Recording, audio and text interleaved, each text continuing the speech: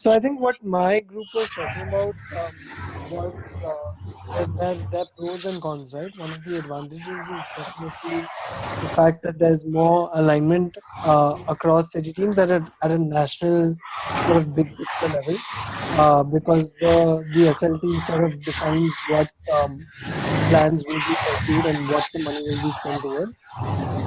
And another advantage is that cities are now on an equal footing because of the Abhiyan plan in terms of expenditure per fellow per child. Some of the disadvantages that were pointed out were that the city teams have localized contexts that maybe the national team will not be able to appreciate. So it's possible that the implementation partner, which is the city team, may not be able to will not be actually aligned with what the national team has asked them to do. And also, something that Mehak said is that it's not necessary that the expenditure that is now coming in, the increased expenditure that the Abhiyan program is now bringing in, is necessarily taking us towards the goals that we need to achieve, let's say, student outcomes, right? Sure. Could I request everyone, in case you have a lot of background noise, it would be great if you could just type and not speak into that, because I think a lot of people get a little disoriented when there's a lot of background noise. Thank you so much. Excellent points. Anyone else? Because I can go over what our group discussed, and maybe someone from Samvaad, why don't you just share what our group just briefly discussed? Right. So between Gaurav and me, what we sort of discussed was to support one good thing that came out was that the student to fellow and the PM to fellow ratio was equated, and hence that was some guarantee of equal input in both cities. What was contrasting or what was not very satisfying was for a city like Ahmedabad, where there are only two, like the number of children never went up even after spending so much money. And if you look at city like Ahmedabad, the extra cost added because of Abhiyan is almost 13,000 per child. So there is no indicator of where that money is going or what is the outcome of that expense. Sure. So, okay, just a clarification, that was frozen in time. I wasn't trying to show that the number of children what was number of children before Abhiyan and after Abhiyan. This is the current situation. But I get the other points like that you mentioned about both the pros and cons. Anyone else? Very quickly, this is the last point that we'll take.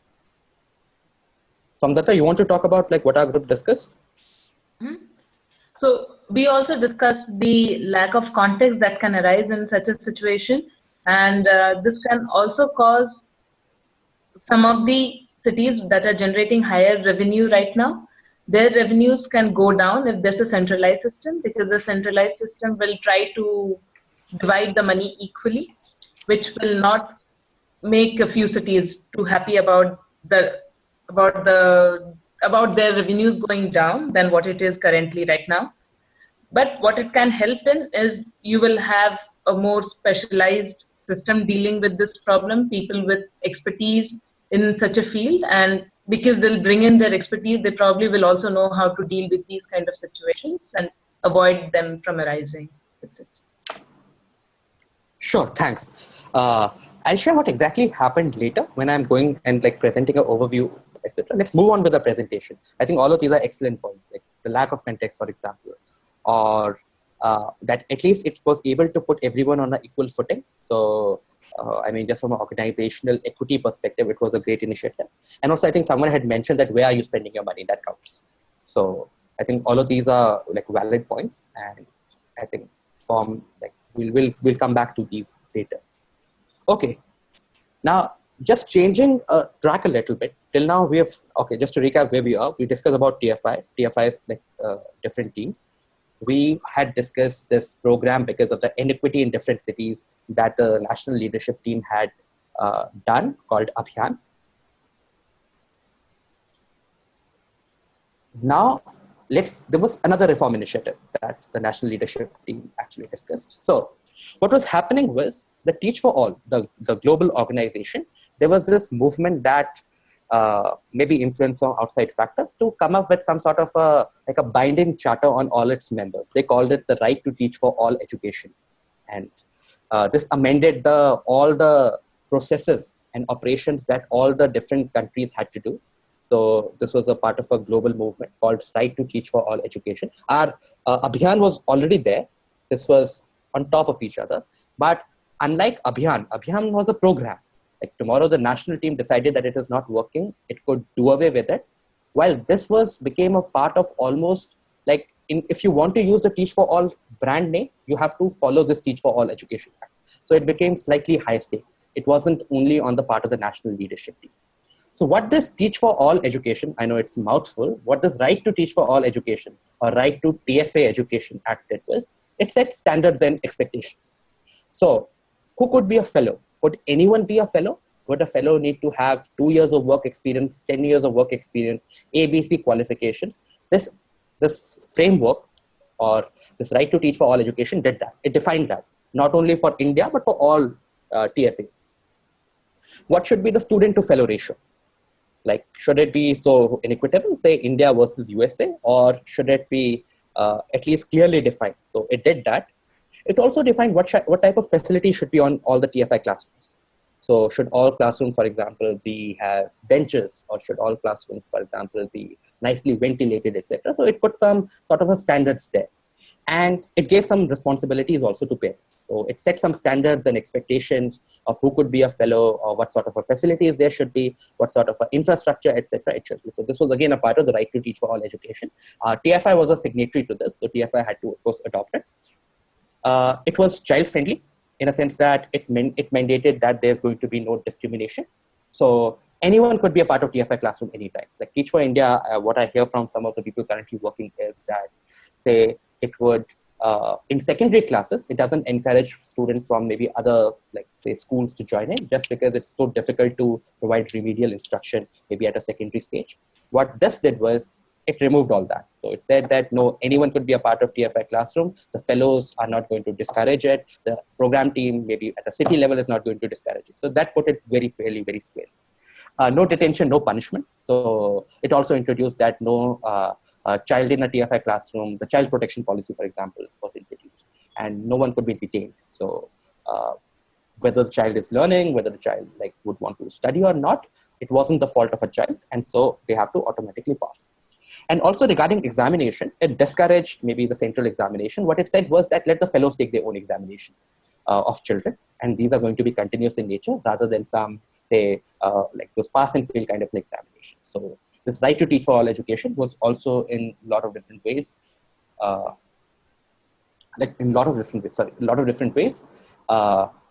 mandating these continuous teacher-led examination. It also mentioned a couple of other things. So it said that it is the responsibility of Teach for India that any child who once enters a TFI classroom, TFI is obligated to follow that child. So in case, imagine a child who enters TFI classroom in class 3 and class 4, the child drops out and goes to maybe a nearby government school, TFI has to provide a fellow to that child. Like, doesn't matter if he's the only child there. So if there are 3-4 dropouts, TFI has to follow the children, maybe put in some, in case it is absolutely not feasible, child has gone from Delhi to, say, Darbhanga in Bihar, TFI would have to provide for some tuition support, etc. So it also made that very explicit. And there was a huge backlash on this. Cities said that it's not possible, but this is what TFI had signed up to. And any parent who feels that the TFI city is not doing all these things, they could write directly to Teach for All Board. So they also gave a toll-free number they could directly write, and then Teach for All Board will pull up the city and saying, why aren't you doing this? If your national team is a signatory to that. So this was the context of it. I mean, just as a nutshell, it did 3 things. It set the standards and expectations. So about almost everything, like what could be a fellow, what should be the student to teacher ratio, the infrastructure.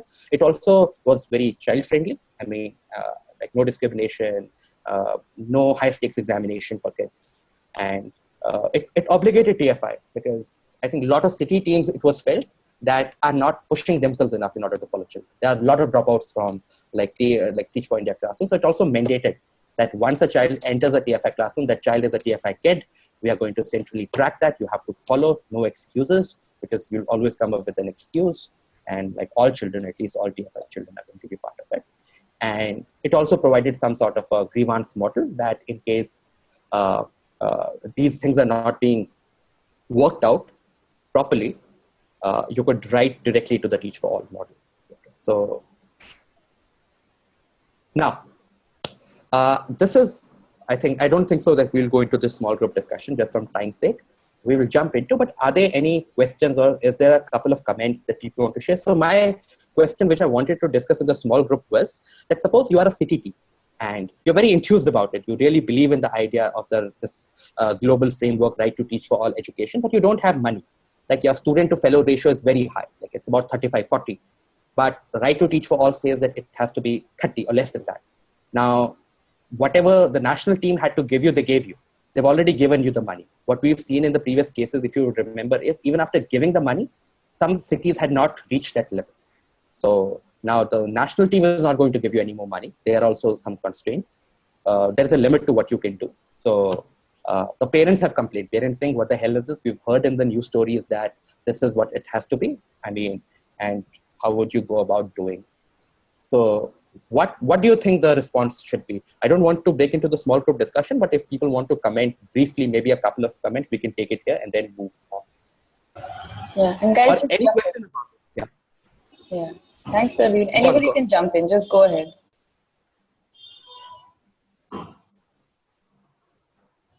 Or any questions about what we discussed about the right to teach for all? Like any question, clarification you have? That's clear.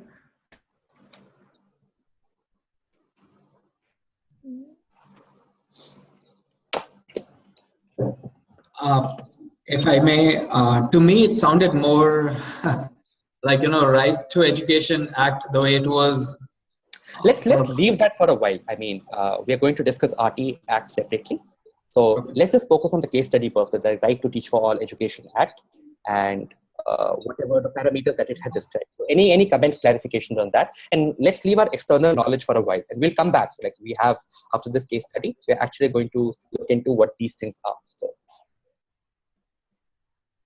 I mean, as a city head, you're probably just left a little like, okay, this person probably does not have the context of what are the challenges in operations. That's the first thought that will come to your head, right? The second thought that will probably come to your head is like, okay, the rationale actually is something that I also personally believe in, because I do believe in all children. So that will be the second thing that will come in your head. The third thing will be just about like, what is the operation going to look like and how do I mean, these are the three things if I think about it from an operational perspective. Sure. I have a quick point. Drawing analogy to the purpose and the process, I think this right to education all for Teach for India takes into account the purpose, but then it doesn't specify the processes that we should follow. For example, to follow a child or to a district in Bihar or something. So it doesn't actually specify the process, but the purpose is very clear actually. So yeah. Sure. Thank you. Anyone else? One last comment, and then we can move on.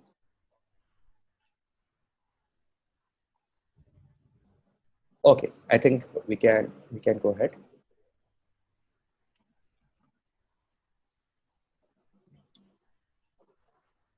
Okay, so till now we have had Abhigyan, we have had the right to teach for all education, etc. But the system started facing twin shocks. So, like these are two important trends which suddenly became visible in the past 3-4 years of Teach for India's existence.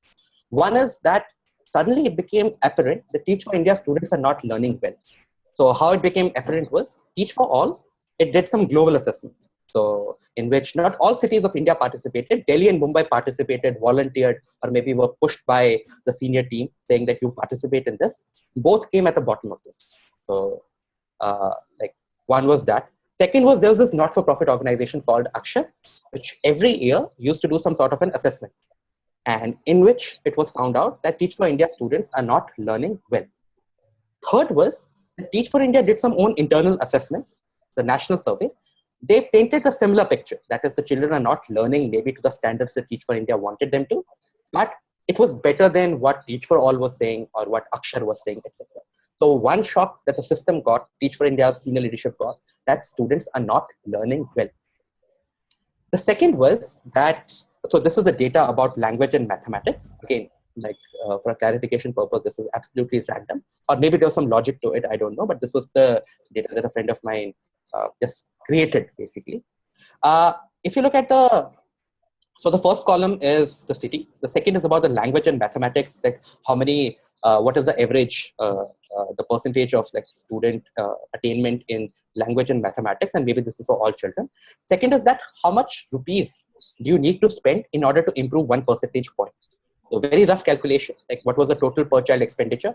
It was, it got divided by the percentage score. So take for example, language, about 250 rupees, if you spend on an average, you're going to see 1% improve in the language score. While for mathematics, it is 300. You are spending 300 rupees, and that is leading to the 1% jump. So what we find out is not only is the learning level not well, even after Abhiyan and maybe right to teach for all education, we are finding that money is actually not leading to the greater outcomes. That somehow the link between the financial outlay, whether through Abhiyan, and between the academic outcomes of children, it is broken. So this was the shock that system got, because there was an assumption that in case you provide all these things that we talked about, more fellows, better conditions, like better fellow to PM ratio, etc., these things are going to take care of itself. So we found out that the efficiency of spending is also not well. So this was the first shock that the system got. The second shock that the system got was that there was a Teach for All board member who set up a separate organization, again, a part of Teach for All board, but set up a separate organization in India, apart from Teach for India, called Teach Plus Plus. So now Teach Plus Plus, it operates in the same or the nearby schools as TFI.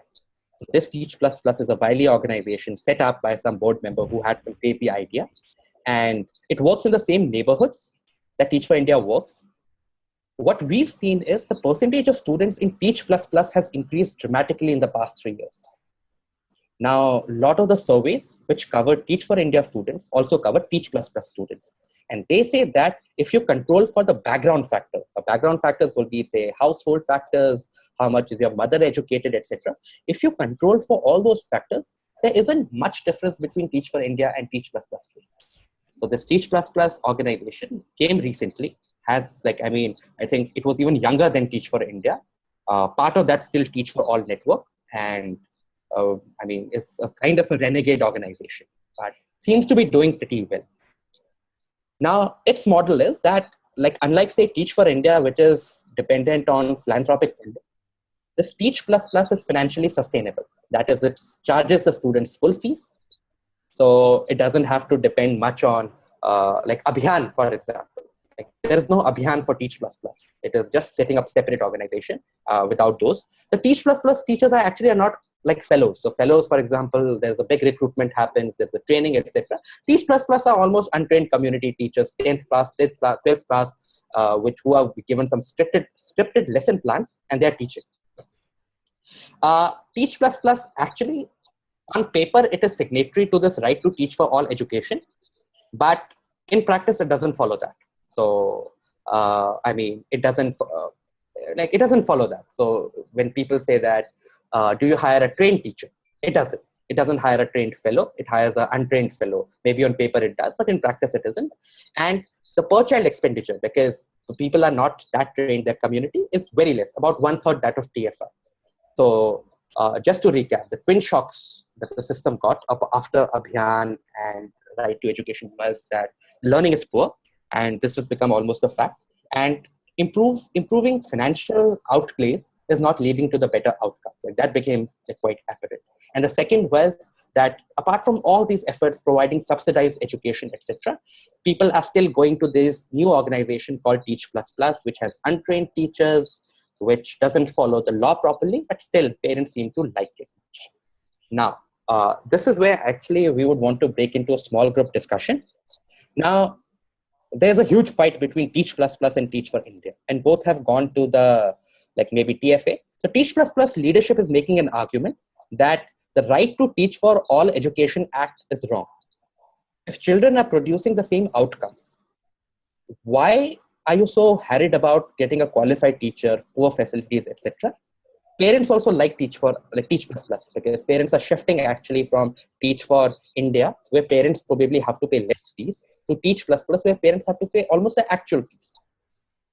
Now there are two questions. One is, do you buy these arguments? Do you think that Teach plus plus actually has got a solid argument? And what is the reason that you're giving? Is it an economic reason? Is it a moral reason? Moral reason would be, for example, like the facilities. Oh, how can a child study in poor facilities? There have to be minimum work. While the economic argument would be, it doesn't matter if children are producing those outcomes. Currently, I'm talking only about academic outcomes, but outcomes can also be, for example, equity outcomes. Like say the gap between the girl child and a boy child. For clarification purpose, and at least for this discussion purpose, I'm only concentrating on the academic outcome. Now, can we break in a small group discussion? I hope the question is clear, that you are a part of Teach Plus. Sorry, you've heard this argument by Teach Plus Plus saying that, why are you holding us accountable to this Right to Teach for All Education Act? We are producing the same outcomes. We are not taking money. We are more efficient. One more caveat I would like to say is, if you look at that, even Teach for India score in the previous, it's pretty less. It's not out of the way. Like 60%, 50%, 67%, 45%. It's pretty less. Like Teach plus plus also has the same academic outcomes. So in terms of overall, both are pretty low, but both are doing equally well, even if both are being funded slightly differently. So two things: Teach plus plus is doing well. B, overall absolute outcomes are very less in comparison to Teach for India. It looks good, but overall it doesn't look good. So these are the arguments. And if you can, maybe in your small group discussion, like small groups, discuss this, whether you want to buy these, whether you buy into this argument or not. So, sure, Praveen, 4 minutes. I'll time you. Or 5? Yeah, maybe 4 minutes. Yeah. Yeah. Okay. And also, if we could just, when we're coming back to share, if we could decide in our small groups, like who wants to kind of take the lead in sharing this time, I think that would just kind of make it easier, right? Yeah, and Riti, don't put me into a group, okay? Okay, sure. Okay, great. Thanks. Just give me 1 minute. Sure.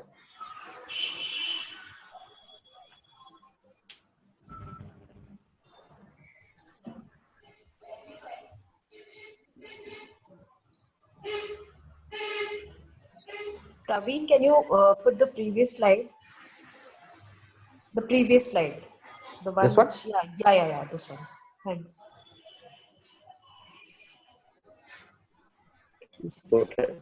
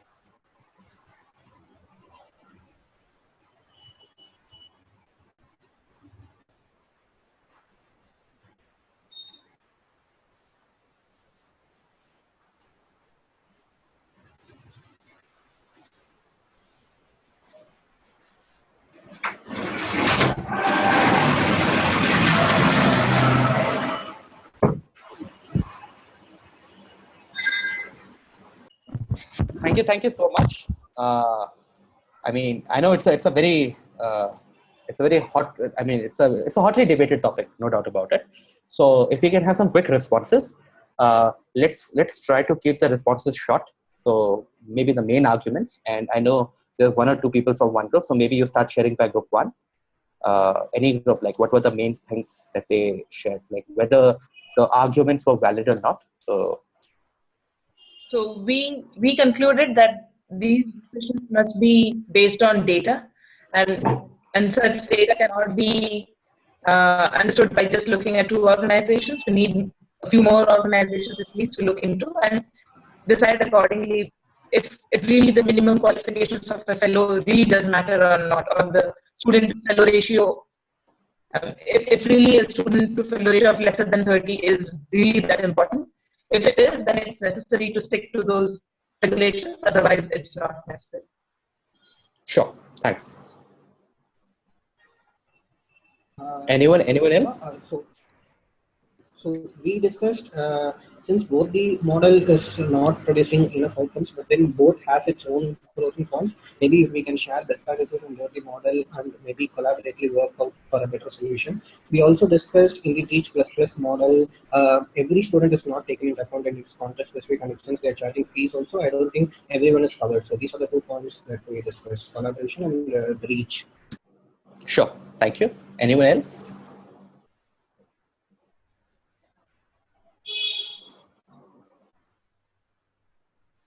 I think Surendra's typing a comment.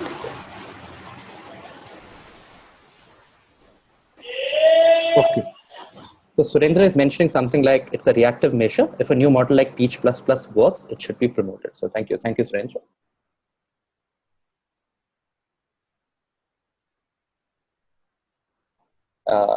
Anyone else?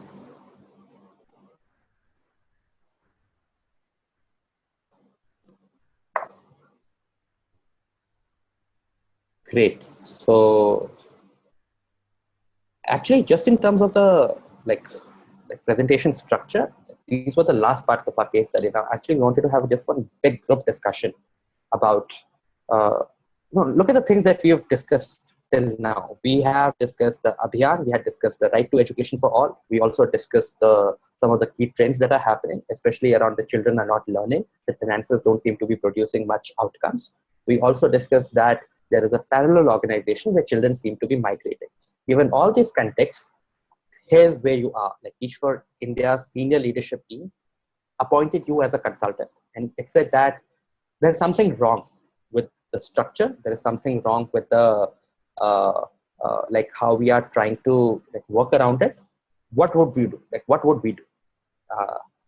And what would you not do? Like based on all the things that we've talked about. So let me say, okay, how do people react to such kind of a problem statements generally? So one is people say that, try to find out what works and can we apply that like to all the cities.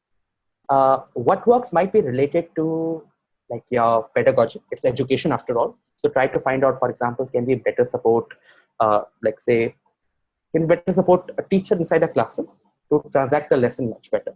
So those are basically like more pedagogic interventions.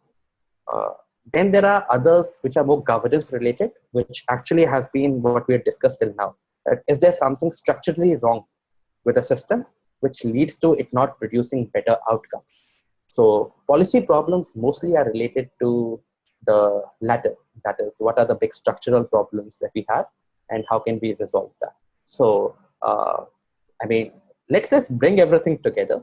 If you've been appointed as a consultant to TFI senior leadership team, there's something rotten. I mean, we've discussed that till now.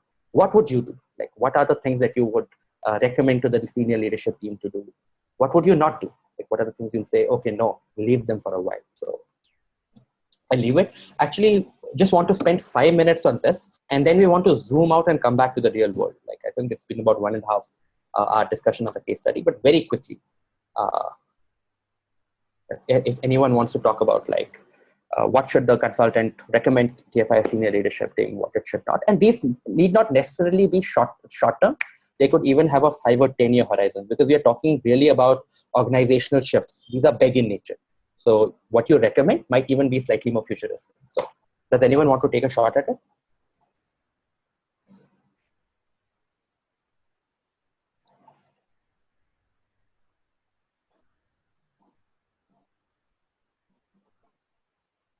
I will urge them to be more data driven and not make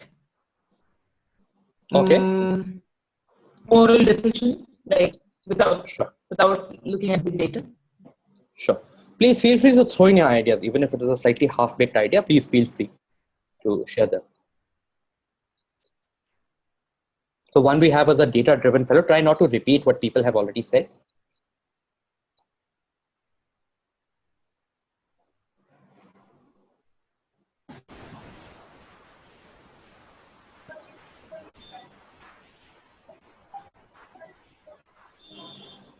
I mean, okay. So I actually also want to answer, but again, I'll answer it in the context of the present situation, or what possible one approach could be, or maybe a couple of approaches could be, if there are no more. Neil has typed something on the chat. Those of you who are writing on chat, is it because you're not being able to use the audio, or are you just more comfortable typing?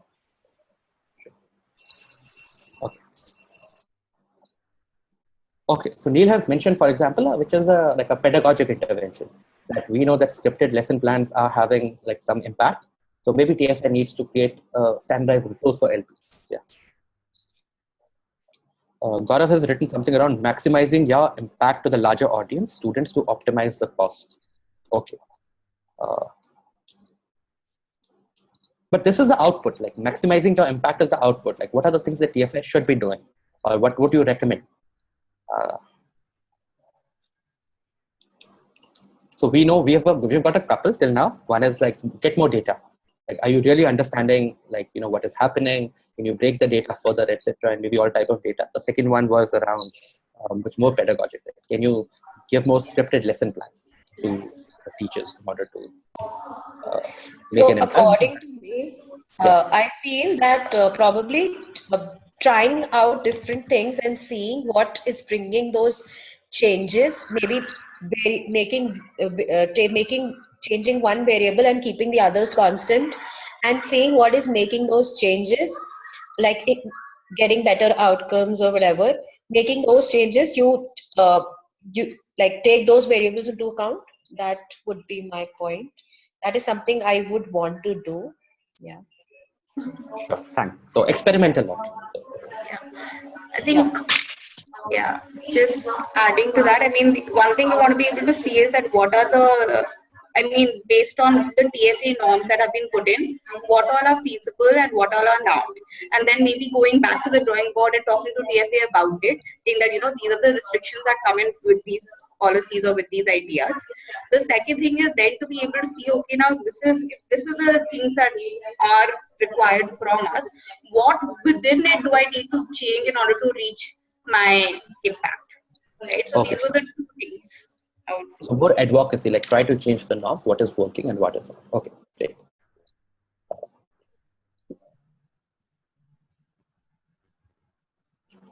Great. So we have data-driven decision-making, trying out more pedagogic interventions, experiment a lot, try to find out what is feasible and what is not, and try to advocate it to teach for all, like saying that this is what is working and this is what is not working. Setu has written something. I would go for incremental changes to the system by taking learning outcomes as the focus and not making big reforms which affect the operations of the orgs. Okay. So you, okay, incremental changes by taking learning outcomes as the focus. So make learning outcomes the focus and not go for big reforms. Fair enough. Should we proceed? I think it's good to go.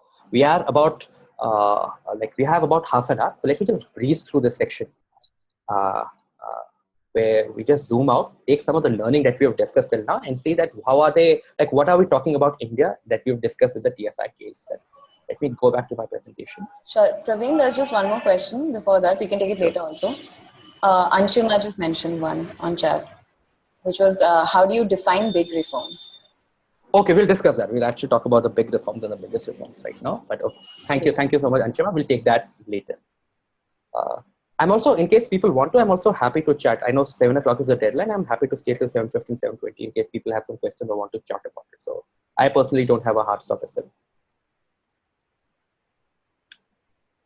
Okay, so let's go back. Now let's come back to our education system. Thank you so much. I think these are some of the great points that you had discussed from TFI and what we can learn. So let's discuss and say, okay, what does it mean for our education system? So, I mean, this is very much actually India. Like you have, forget the global part, but you have TFI senior leadership team, which is actually the center in India. You have about 36 states and union territories, each very different. The context is very different. The capacity of the government is very different. Also, I mean, even in the Excel file you would have seen, the senior leadership team is supporting the city's differential. And that is very much actually the reality today. amount of funding that each state gets, some of it is norm-based, but yeah, overall, it's a differential kind of funding. Achievement is very different. So there are a couple of states which are at a slightly higher level, and a couple of states which are, and actually a lot of states, which are at the bottom, and different outcomes. Assumptions, I mentioned semi-autonomous unit. Indian states education is a concurrent list. If you look at the education structure, apart from the central schools, the KV Vidyalayas and a couple of other type of schools, most of the education actually is in the hand of states. Central government does not deliver education. TFI senior leadership does not go and like runs its own schools. It is dependent on the city teams to put the operational structures in place. So similarly, the center, by and large, does not run schools. It runs very few center schools, but again, there are exceptions. It runs Navodaya schools. By and large, it is dependent on the state government and like municipal, like state and the sub-state units to run schools. So this is very much the Indian context right now. Yes, this was very much the reality. Like the city problem was the problem that India faced. Like different states were at so different level. The capacity that they had to bring out their resources and spend it on primary education were very different. So there were states like Bihar, for example, where the per child expenditure was abysmal, while there were states which had for a very long time invested in education a lot of time. So I think at that point of time, India, and there was a global movement, it's called the Education for All movement. India became a signatory to that, and then started this universalization of elementary education. Like it was a part of the Millennium Development Goal, the MDGs. All the countries had to universalize that. India started this huge program, which was again a forerunner of district primary education program, but leave that aside. It became the Sarva Shiksha Abhigyan. Sarva Shiksha Abhigyan launched in early 2000.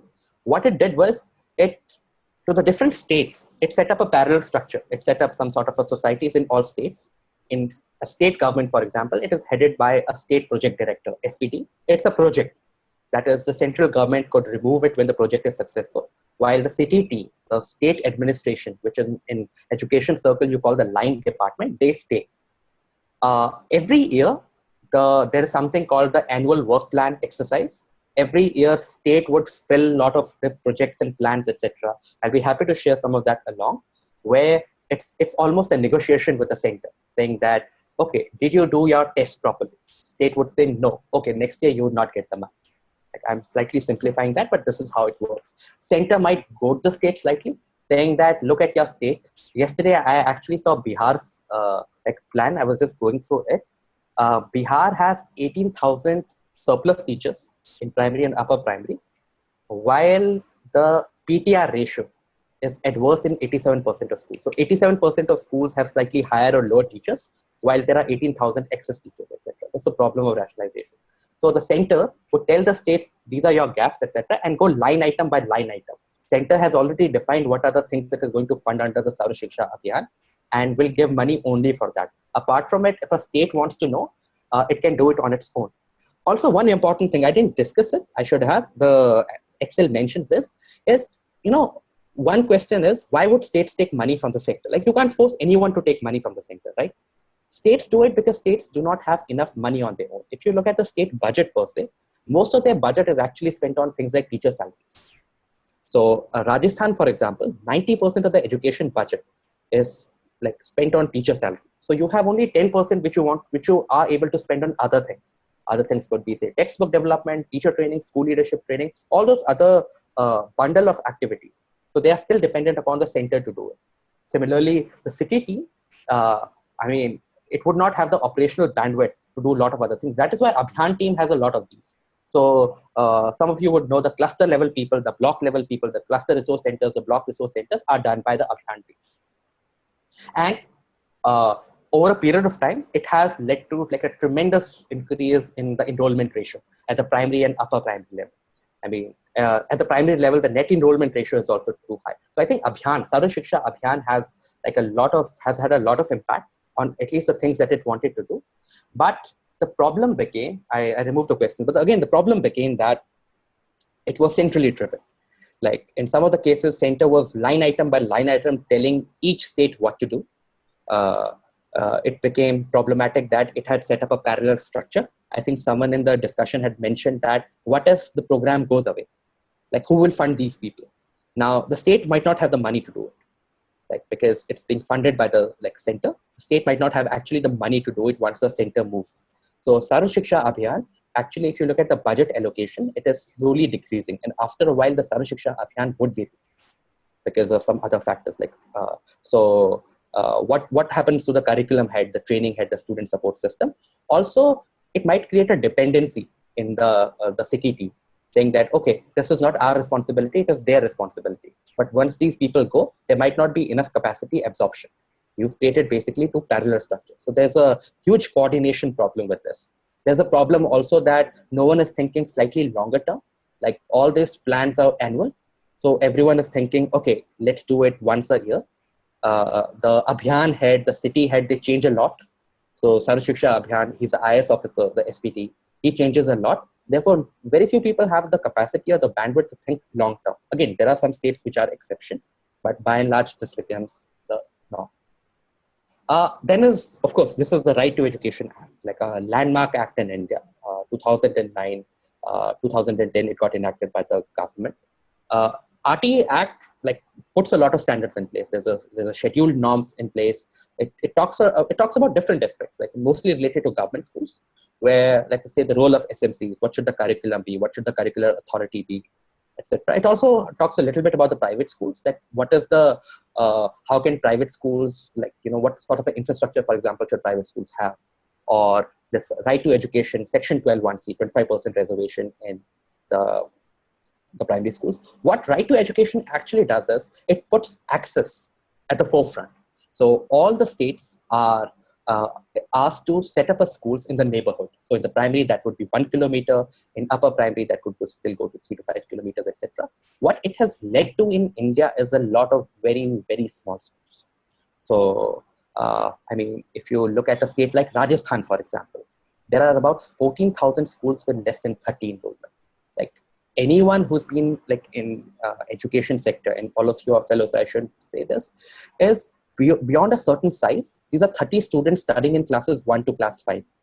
So it becomes extremely difficult for a multi-grade teaching to happen in those schools, but it has happened. There are about 1 lakh single teacher schools in the country.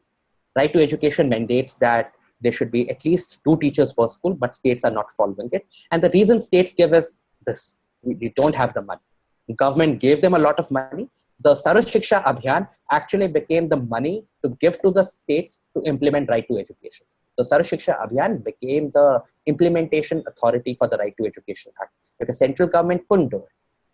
Also, because it is a right to education, in case a child's right is being violated, theoretically, they can go to the courts. Like this was the analogy that anyone could write to the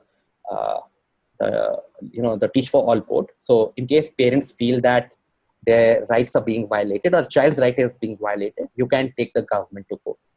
Whether court chooses to act upon it, in some cases it has, in some cases it hasn't. So, but yeah, this is justiciable. That is, it can go into the court. Right to Education Act, again, is a very child-friendly act. It talks about no detention, which almost will go. The current government is hell-bent on removing it. The states are hell-bent on removing and bringing back detention, at least after class 5. Some of you would know from the newspaper debates. So this is happening. Board examinations might be brought out. So this is, I won't go into the debate of Right to Education Act, but yeah, the detractors would say that this became a right to schooling rather than the right to education. That it only talks about inputs, it only talks about stuff like, for example, what a B.Ed qualified teacher. It doesn't talk about accountability. It doesn't talk about learning levels, etc. Again, there are pros and cons of putting actual learning levels inside the act, because whom are you going to punish? A teacher? Teacher might say that the child's background is like that, or for example, the child has been absent, which is in India is huge. So even if children are in the schools, they do not attend schools regularly, at least in some of the states. So this is the context of the Right to Education Act. It's okay. So these are the twin challenges. So again, India participated in the PISA 2009 plus. 2 states participated in India, and this was a shock to the system. It was Tamil Nadu and it was Himachal Pradesh. I was looking at the report some time back, and what was shocking was, so India came actually 73rd out of 74 countries. It was Kyrgyzstan, which came last, and the joke was that Kyrgyzstan wants a retest. India then didn't participate in any other PISA, the Program for International Students Assessment, which the assessment happened. India might participate in PISA sometime in the future. Actually, the trouble was not only that we came second last. The PISA report mentions that India's results are not valid because we couldn't even administer the results properly. So, I mean, for me, at least personally, that was a slightly bigger shock. All of you would know about this. Like Akshar is basically Asar.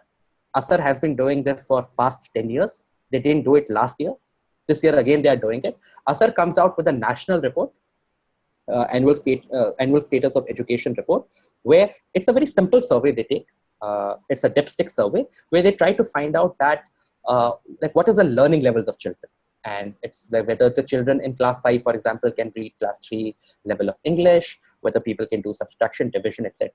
And interestingly, after Right to Education Act came into being, the learning levels have dropped according to Asar. Now, there is a big tussle between Asar and the third point here, which is like the own national survey. So central government doesn't believe in the Asar survey. It has had a huge impact because Asar doesn't go into the classrooms, it goes into the children's home and does the testing there. So even if a child, for example, is absent, those people would be in Asar survey, or private schools, for example, which the government doesn't capture in its own surveys, they are captured in the Asar survey itself. So the National Achievement Survey, which government does on its own, they also paint such kind of a picture. Again, the quality of those assessments are slightly, I mean, iffy. Uttar Pradesh, for example, topped in one of those assessments in English and mathematics. So it became a slight shocker that how can UP top? Like UP is nowhere. Like anyone who's been to UP's education or knows the UP education system is UP can't top the country. In I think class 8 of National Achievement Survey, UP top. So this is the first shock that the system got. The second was,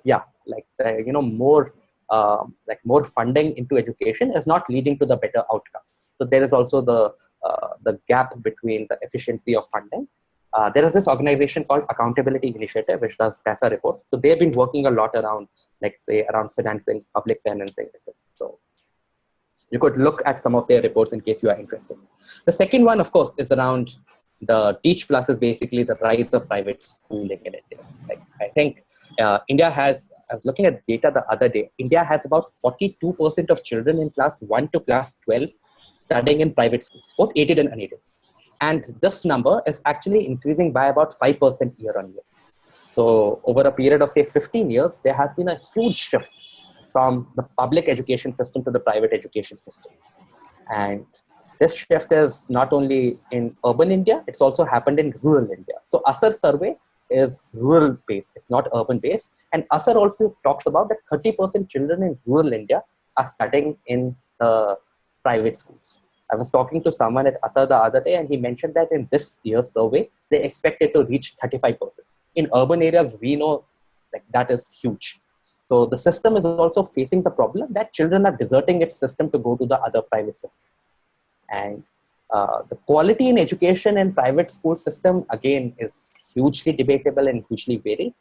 Most of the affordable private schools, for example, I mean, there have been some like a lot of research work about it. After controlling background factors, there seems to be much of an impact. And a lot of the private schools, they have very low, they have untrained teachers. So they don't have a qualified teacher. And because they don't have qualified teacher, they pay them less and therefore their fees are very low. So this also seems to be like slightly problematic. So the proponents of private schooling would say that, listen, we are promoting the outcomes. The detractors would say that, like, what kind of an education is this? That it's basically a mom and a pop shop. You have untrained teachers inside the classroom with absolutely zero facility. You have untrained teachers who after a while can't even provide quality education. So again, it's a hugely debatable issue. And I don't want to personally here take sides, but yeah, like there is a merit in both arguments. I actually personally think that like private sector has a big role to play in India, but I also think that it faces a problem of adverse selection, that there are so many entry barriers that good quality people are not entering the education system. Also, education in India is not for profit. So after a while, it's also problematic that how much capital can it attract. Praveen, just a quick time check. It's 6:45, so we have 15 minutes. And yeah. Sure. So actually, this was I know in 15 minutes, an overview of what has happened there. this is the end of this section. In case you have quick questions, quick discussion points, we can pause the discussion here. I can still talk about like a couple of very recent reform initiatives. I can talk about them even from a personal example. Like I've been a part of a couple of them. So, or I can pause here and we can discuss some of these trends, etc. Happy, but I'll pause here for a while in case you have some questions, clarifications, comments.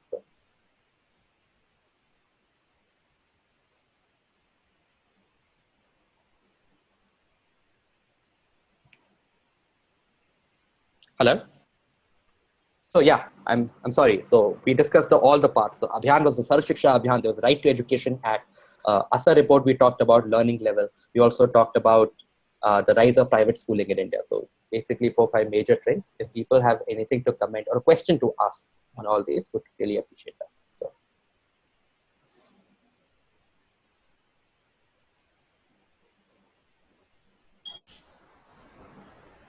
Or you can just type. Yeah, sorry. Go ahead. I mean, I probably missed it during the discussion. So Sarva Shiksha Abhigyan is funded by the national, I mean, is it funded by the national government or the state government who pool in money to fund it? So actually, it's both who fund it. So central government pays about 60%. The state government pays about 40%. In Northeast India, it's slightly different. There's a 90 to 10 ratio. So both fund it.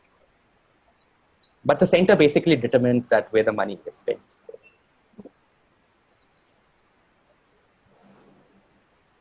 And Sarva Shiksha Abhigyan also has some international donors. So World Bank, for example, funds it.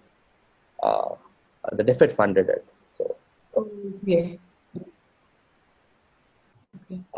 In case you guys are interested about, say, understanding a state context and like a slightly more readable and honest report, so Sarva Shiksha Abhigyan has these JRMs, the Joint Review Missions, where external people, along with government officials, go into selected states and they write a report on that state, basically on all these things.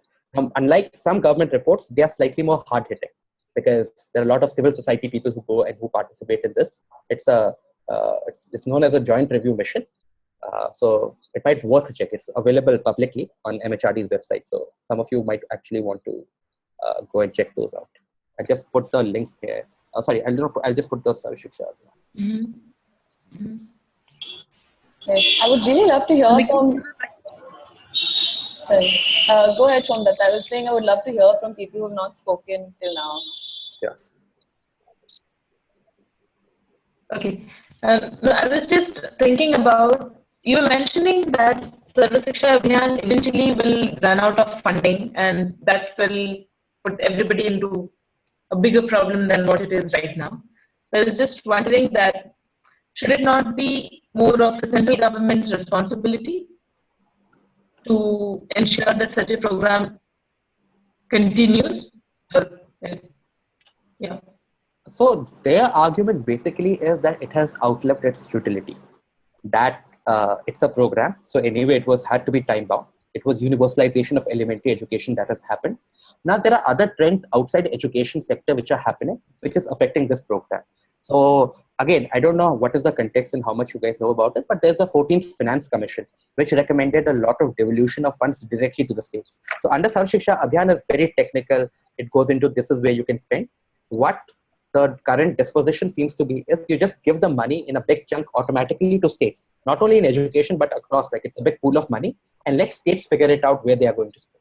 So why center bothered, for example, to monitor whether school leadership training 30 days are required in Pondicherry and 15 days are required in Tamil Nadu? Like, I mean, this is not the job of a center and it is not equipped to do that. Why is it getting into it? This seems to be the current disposition.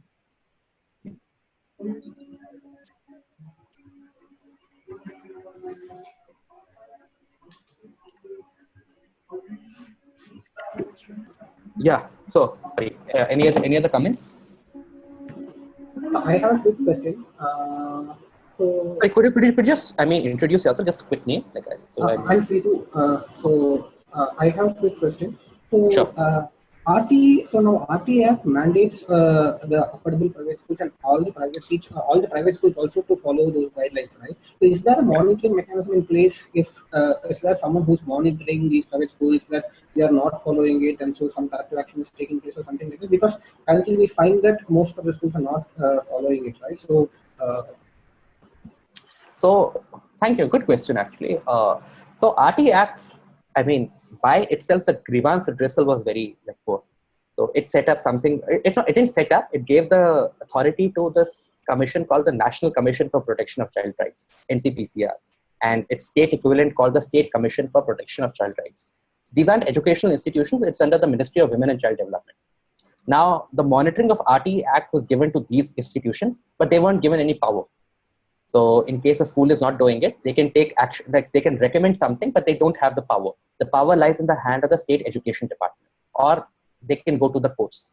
So in case there is a violation of RT Act, I mean, the way to do about it is that there are going to be some grievance redressal mechanisms that need to be set up at the government level. And in case that is not working, you can go to the courts. So, NCPCR is a touchless body. Right? So, yeah. Praveen, can I just add to that? sure. Yeah. So the way it works with low-income private schools or a lot of private schools is that they have to get recognition from the local state authority, right? So like the state has the power to actually recognize or de-recognize a school. In the case of Delhi, for example, it is if your school is till 8th grade, or say it is anywhere between 6th to 12th grade, then it is the mandate of the Delhi government to either recognize or de-recognize the school. Now, there are certain rules and regulations under the section 18 and 19 whereby they say that, okay, you will get recognition as a school only and only if you follow certain norms. And those norms are within the RTE mandate, right? So like, for example, say teacher eligibility, or say something along the lines of, okay, how will you say how many PTR ratios, all of that comes under the section 18-19. So it is the state that has the power to either recognize or de-recognize a school. Sure.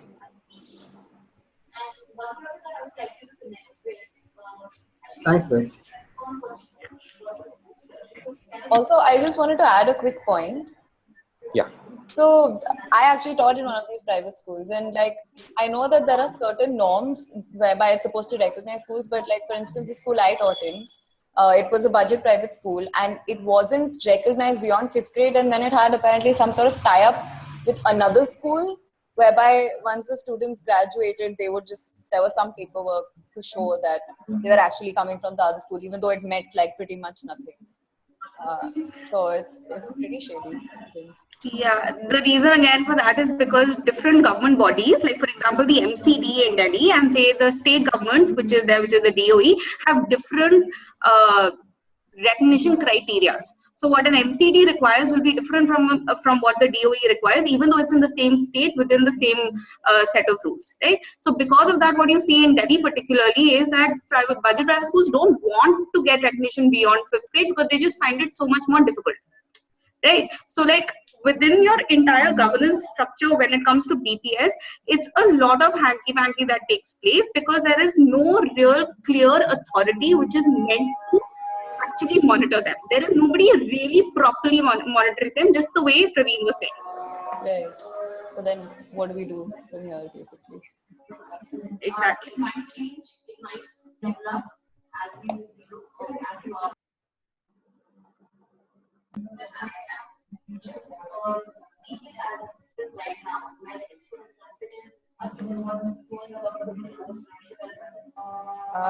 Does anyone have any more comments? Because I think that's just background we're hearing right now.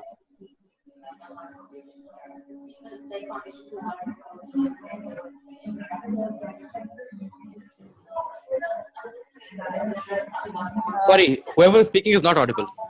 I think that's just background, Praveen. I don't think that's someone talking. Oh, okay, great. So people can put this. Okay, Yeah. so let me. Mehak, can you put yours on mute? If you're not speaking, that is. Thanks. Okay, great. So let me say, one thing that we've been working on like for quite some time and just finalize. Like, how do you solve this problem? Like, I mean, about the center and state, etc. So one thing that we had worked on with say MHRD and with NITI Aayog is that in the long term, you hold the states accountable to outcomes. Now, those could be student learning outcomes, those could be equity outcomes, those could be access outcomes, etc. Leave the how part to the states. So why is the center getting so hung up on that this is the best way to maybe provide education in a particular state?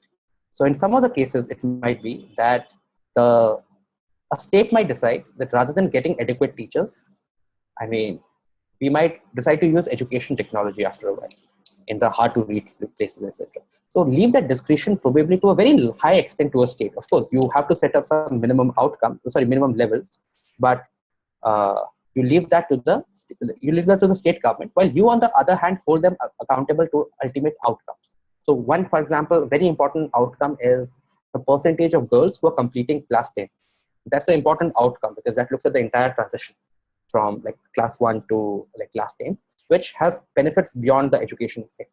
Now, whether a cycle should be provided or free textbooks should be provided or some sort of a conditional transfer should be provided. I mean, again, it's India is too big to be like, going into what works and what doesn't in like across India. So leave that innovation part. Someone had mentioned innovation part also. Leave that to the state governments. And while you hold them ultimately accountable to the outcomes and measure them properly. So measure, for example, child tracking. In India, you would be amazed to know. So Haryana, did this entire MIS system exercise where they provided a unique ID to all children. What it found out was there were about 6 lakh excess children in the school system. Andhra Pradesh had the same problem. Andhra Pradesh provided a unique Aadhaar linked ID to all children and found out that in the government schools there are 4 to 5 lakh excess children. Now, this shouldn't happen ideally because this messes up a lot of data. So invest into a lot of these technical points. Leave the actual implementation how part to the states and link funding to it ultimately, because states are not going to listen to you till you do not have till you don't incentivize them. And currently there are very few incentives for a state to improve. Agar har saal there are no incentives for a state to improve its outcomes, ultimately states are not going to spend money doing those things, etc. So maybe start linking a percentage of your funding to the outcome, but again in a long term. Currently, so just invest into better data systems. So it actually might happen also. So we've developed this education index for the states, which got finalized by MHRD and NITI Aayog yesterday. So we're working with. I actually there's another very interesting reading. I had shared it also. It was by Professor Karthik Muralitharan. I know Ghazal is here. So Ghazal works with him in Madhya Pradesh, the evaluation of art. So it's an extremely good reading, just in terms of providing Indian context and what is working, what is doesn't. So he provides a good update of the current status of research, and in a very policy way. It wasn't a research paper. So would recommend in case you guys are interested to go through that. So that's it. We've reached 7 o'clock. So till there are some pressing questions, I think that's been a 2-hour long session. So it also becomes an information overload. So I'll leave it there. Praveen, hi, this is Neil. I just had a question with the point you were just making, right, with regard to the state being incentivized on the basis of performance. Yeah. Do you think that might lead, especially at the lower levels, right, to fudging of data, because there's no one really checking the assessments, and in a lot of cases they aren't standardized, or the assessments themselves are bought from the nearby photocopy shop, right? Sure. So how do we address those? No, so thanks, Neil. Actually, this is again a big measurement question, that in case you're holding states accountable to, for example, these outcomes, that all children should complete education, or learning level of children, what kind of a data system you should have. So at least at some level, what you could do is, say we have this national achievement survey, which till now used to take a sample of children. So in each class, it used to have about say 1.5 lakh children, and the assessment could be rigorously administered. So you could have a third party go into go and administer these to about 1.5 lakh children across the country. So it was representative, and use that to hold it accountable. Don't use your formative examinations or your state-based examinations to do this. So, and second is, I think just because Aadhaar card is going to be available, maybe in next, there are states actually where Andhra Pradesh and all, which have reached about 90% level in 6 to 14 age group, the Aadhaar enrollment in the schools. But hopefully we'll have a better child tracking system also for all Indian children. So even the access related issues might be able to share. So again, it's a very tough question, but maybe maybe there's a way to go about it.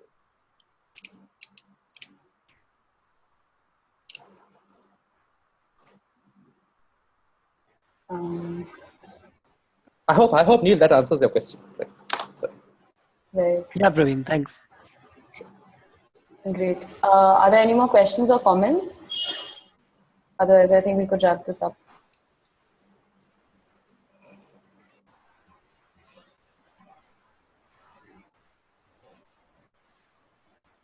All right.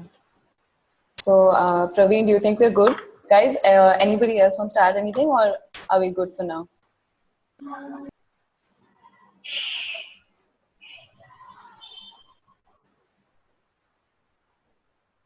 Great. Okay, great. So, Riddhi.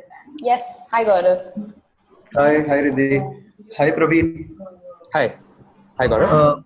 Praveen, so as a takeaway, what would you want us to take away from this entire conversation? Yeah, as a learning, as an experience. Yeah, so that it can reflect on our plan of action. Actually, that might be, again, because I assume that everyone is from a very different background, and maybe some of you would want to pursue very different things. So one, I think, is just understanding a little bit about education systems and what happens beyond your classroom or beyond your own organization. And there are actually some excellent resources out there.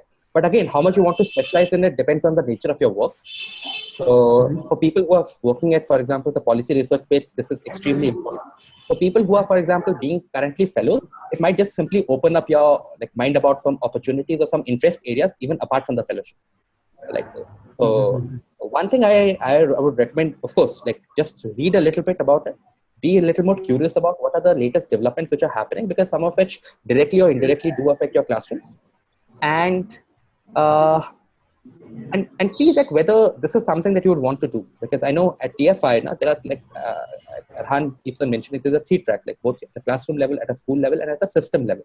So maybe getting more people in TFI interested about the system level track, and maybe try something even at TFI, which is maybe some sort of research paper, and that could be based totally on the secondary research about, let's say, someone in Andhra Pradesh. What are the 3 recent reform initiatives that Andhra Pradesh government is trying to do? And maybe can we document that properly and just create some sort of a knowledge bank inside. So again, would depend a lot on what you want to take out of such kind of a system track level kind of a thing, but would leave it there. So Riddhi, the reason of asking this question was because definitely you know that each of the city and CALs are part of doing out landscape study, right? And it means a lot to have these nitty-gritties and be aware about the system at large. Yeah, absolutely. So I was just wondering that this whole conversation has really added to my insights at large. Now, how we can personalize is the next thing that I will take away from this session. Yeah. Again, thank you. Thanks so much. Thanks a lot. Great. So, okay. Wonderful. So if there are no other questions, then thanks a lot, guys. I will be following up. I'll send you a mail because it was a great session, Praveen, and thank you so much for leading it. I think facilitated for 2 whole hours. We're going to be looking for a way to kind of carry on this dialogue beyond this session. And Mehak, did you have something to say? I actually wanted to ask a question, but it's okay if others want to drop out. Praveen, in case you have 2 minutes, I just had one clarifying doubt. Sure. Yeah. So, guys, if you want to stay back for questions, you can. Otherwise, you're free to go now. Thanks so much, everybody. Thanks you. Yeah. Okay. Should I go ahead then? Yeah. Go ahead, Mehak. So, Praveen, actually, I just wanted to ask about the role of the state in terms of actually implementing the RTE when it comes to rules and regulations, right? So, from what I understand, because it's a concurrent list subject, there's a lot of the implementation has been left to the states, right? Of course, the SSA has very clear कि इतने बच्चे हैं तो इतना पैसा मिलेगा and all of that, but other than that, it's been left to the state. So where do you see the gaps are, and what do you have any comments about that? No, so again, very broadly, I think there are some things which will defer to the state. So for example, say definition of neighborhood. States are free to decide what the neighborhood was because center could not do that. But again, states took up just their model rules and just copy pasted them, etc. what RT Act also does is, after a while, it gives a certain amount of operational flexibility, not a strategic flexibility, but operational flexibility. So take Section 12 implementation. I mean, after a while, whether it has to be, the lottery has to happen at a school level or at a system level, it doesn't speak about it. Acts don't speak about those things. Or, for example, things like, so Section 12 implementation is another. SMCs is another, where it gives a fair amount of leeway to the states. What I think the challenge comes is when even strategically the states are not well placed to do that. Say PTR ratio. There are states which, again, till now haven't been able to get their teacher recruitment into. So what happens to those teachers, and how do you enforce that? Now, what a secretary has to go to a jail because of it, etc. So again, tough to enforce. So and the states can't amend RT Act on their own. Like, it's a central act, so it has to, again, say no detention policy. The states have recommended, and now the center has to reflect. And it's a constitutional amendment, like that is required. So I think states like slightly hands are tied when it comes to. So, like, do you think there's any chance of like if you were to make changes, right? I mean, then that means that we'll probably have to break it down as what the changes that need to be made at the state at probably a constitutional level, or what would be like how does it look like? So you'll probably have to sit and literally go through the act and see, okay, this is what the state is mandating, and that's why I'll have to go to the center, and for exactly. these things I'll have to go to the state, right? Am I getting Absolutely. it? Yeah. Got it. Okay. Thanks so much. That was what I wanted. Is there anyone else? No. Any questions? So I think we're done. Yeah. Sure. Great. Thank you so much, guys. It was a good session. And in case you have some questions, clarifications, I didn't share my email ID. My email ID would have been one of the email threads which Ritu would have sent to all. So you might Praveen@centralscarefoundation.org. So in case you guys would want to just follow up with a couple of questions, feel free to write to me there. And great. Thanks, Ritu, so much. Thanks, Arhan. I don't know if Arhan is there on the call, but for inviting me, it's like it's always feels good. Okay, chalo. Logging off. So Bye, much. guys. Thanks, Praveen. Thanks, everyone. Thank you, everyone. Thanks for being Bye, guys.